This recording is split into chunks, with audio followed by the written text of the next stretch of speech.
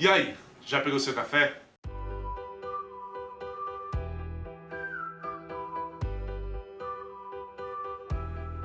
Nesse vídeo nós vamos conversar um pouco sobre a obra de Molière, O Misantropo.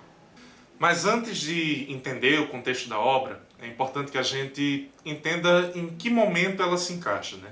Então é importante que a gente conheça um pouco acerca do escritor, que é o Molière. Molière, ele é um ator, diretor e dramaturgo do século XVII, ligado ao classicismo francês, né, e ao Renascimento, que foi um período que marca a retomada do pensamento filosófico e científico europeu, e ele faz parte do movimento das comédias de caráter, que Patrice Pavis, no seu Dicionário Mundial do Teatro, vai definir como personagens esboçadas com muita precisão em suas propriedades psicológicas e morais.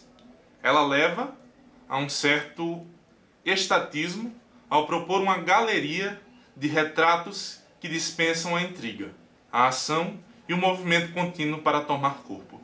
Ou seja, é uma comédia que ela não necessariamente está ligada à ação da personagem, uma comédia que está mais ligada à personalidade deste. Isso define muito bem as peças do Molière, né? O Molière, por fazer parte desse movimento, ele traz muitos textos em que o próprio título do texto define o personagem principal. Então, o Misantropo define justamente uma pessoa que tem ódio pela humanidade. O Dom Juan é um homem apaixonado, um homem galante. O Avarento é uma pessoa que ama dinheiro, que é super apegada aos seus bens materiais. O Misantropo conta com 5 atos, né, cada um com uma média de 3 cenas, todos eles acontecendo no salão de Célimène, que é a amada, a menina dos olhos de Alceste, que é o Misantropo. A peça ela conta com alguns personagens, sendo ele Alceste, que é o próprio Misantropo, né, essa pessoa que tem ódio pela humanidade. O Filinte, que é amigo e um contraponto do Alceste, então ele é uma pessoa que diz que deve se relativizar as relações humanas. Célimène, que é a paixão de Alceste, é a menina dos olhos de Alceste, e ao mesmo tempo ela demonstra a incoerência acerca do próprio Alceste, né, que é essa pessoa que tem ódio da humanidade, enquanto Célimène é uma pessoa que tem todos os vícios que Alceste tanto critica. Oronte, que é um poeta, que é um dos pretendentes de Célimène, e que é um verdadeiro bajulador, ele só sabe falar bem, ele é muito eloquente, mas que na verdade ele é um poeta de Araque. Eliante, que é prima de Célimène, e ela é apaixonada por Alceste. A Sinoé, que é amiga de Célimène e é uma verdadeira falsa moralista. Acaste e Clitandre, que são marqueses pretendentes de Célimène, que mostram a face viciosa de Célimène e que fazem uma aposta em certo momento da peça para decidir quem vai ficar com a garota. Basque e Dubois, que são 2 serviçais que servem no papel de dizer quem está chegando na peça. Porque, por se tratar de uma peça renascentista, ela retoma aquilo que a gente disse na aula anterior acerca da poética. Então ela retoma a questão do tempo e espaço. Então toda a peça ela se passa no mesmo local. E para que isso possa acontecer, se precisa de alguns elementos para dizer tal coisa aconteceu antes de chegar no momento em que a gente está agora. A peça começa com uma conversa de Filinte com Alceste, em que os dois estão discutindo. Alceste a todo tempo falando sobre os vícios da sociedade, fica a todo tempo reclamando sobre os problemas que ele encontra na sociedade, e Filinte fica tentando dizer, mas não é assim, não é tão ruim como você disse, você precisa relativizar mais. Então o primeiro ato inteiro é uma discussão desses 2 personagens. E quando chega ao final, o Filinte ele joga o Alceste na parede, dizendo, mas se você é assim, por que a sua amada é justamente o contrário daquilo que você prega? Falando sobre Alceste. E aí ele vai dizer, mas isso aí não é culpa minha, né? Eu não posso escolher quem eu vou amar.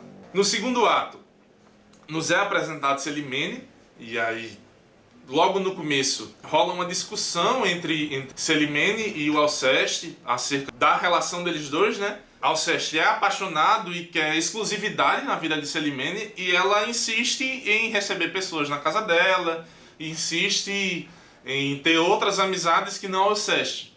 E ele trata isso como um verdadeiro vício, um verdadeiro pecado. Outros personagens vão chegando até a casa de Celimene, e isso vai deixando cada vez mais o misantropo, né, o Alceste, mais pé da vida, mais estressado, até o momento em que chega um guarda.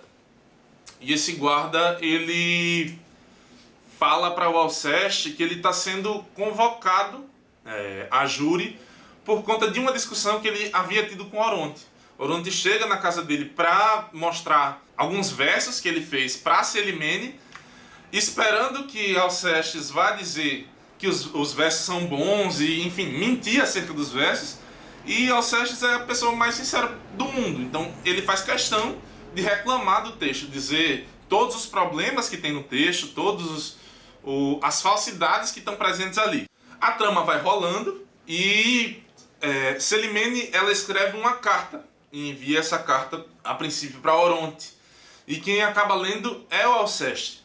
E lendo a carta, ele compreende que Celimene está se declarando para o poeta. E ele vai até Celimene e começa uma discussão ferrenha entre os dois.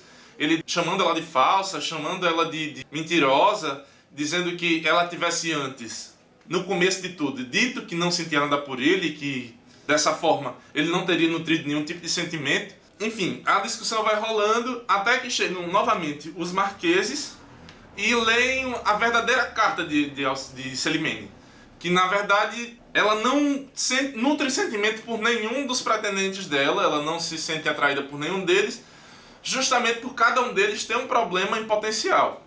Quando ele percebe isso, né, quando o Alceste ele percebe isso, ele recorre à prima de Celimene, que é a Eliante, que é apaixonada por ele, mas que quando vê que ela é apenas uma segunda opção, e quando o próprio Alceste nota isso, ele diz para ela ficar com Filinte, que era apaixonado por ele desde o princípio. E a peça termina, né, a obra toda termina com o Alceste ele se isolando do mundo, ele literalmente saindo de casa e indo para um deserto.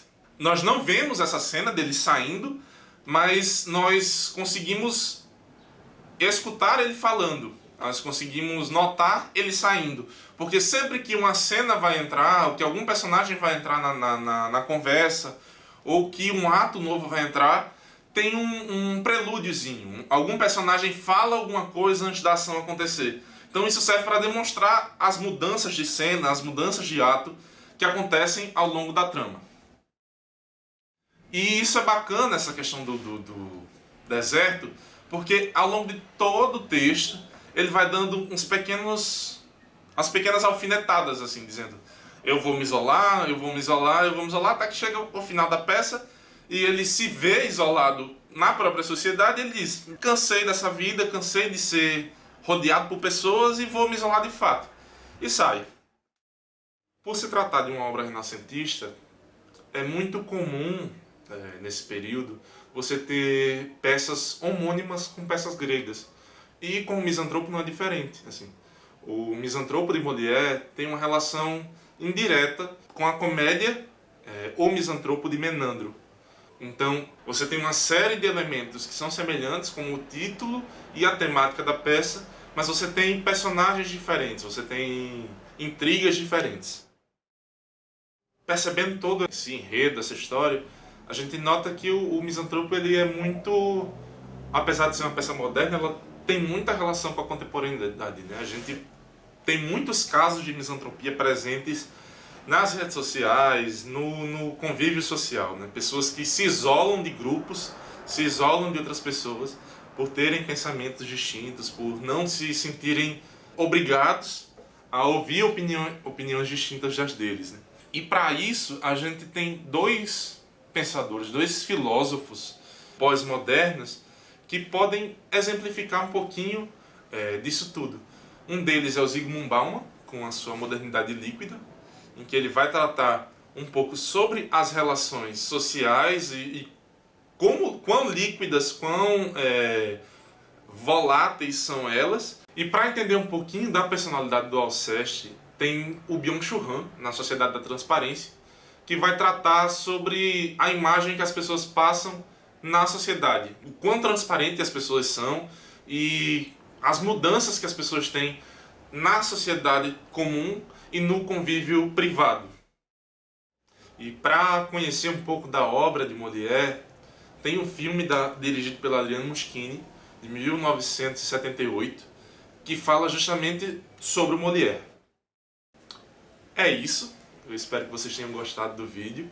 Deixe seu comentário, curta esse vídeo e compartilhe para que mais pessoas possam ter acesso. Se inscreva e ative o sininho das notificações para poder receber os próximos vídeos dessa série de videoaulas.